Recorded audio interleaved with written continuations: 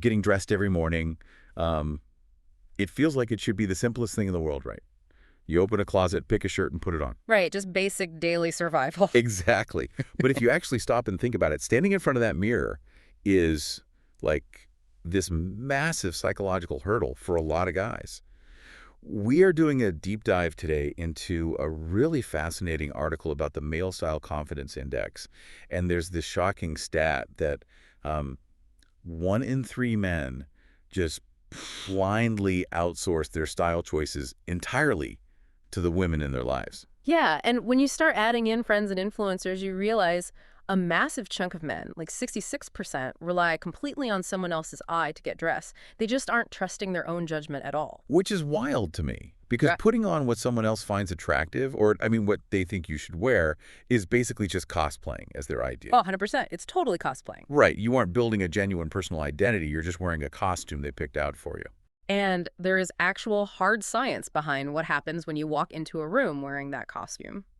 The article we're discussing cites this fascinating 2006 study by psychologists Willis and Todorov. Okay. What did they find? So they showed that people form reliable trait impressions from a face in roughly 100 milliseconds. I mean, before you even speak a single word, your outfit is acting as your opening argument.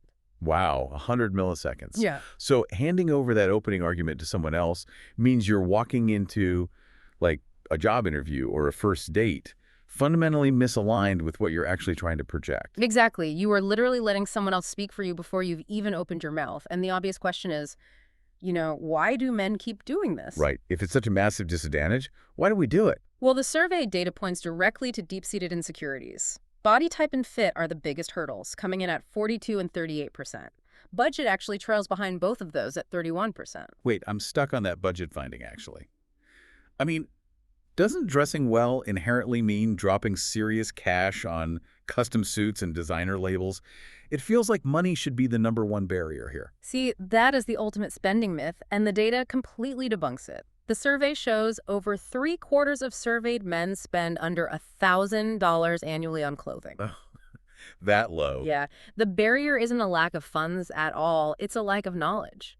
I mean, think about the mechanics of it. An $80 shirt from an unknown brand that perfectly fits your proportions will always, without fail, outperform a $400 designer shirt that pulls at the shoulders or, hangs too loose. Okay, yeah, that makes total sense. Fit is a learnable skill, though. And so if money isn't the real issue, and literally anyone can learn how a shirt should sit on their shoulders, what is actually keeping men from dressing themselves? It comes down to what researchers call the archetype gap.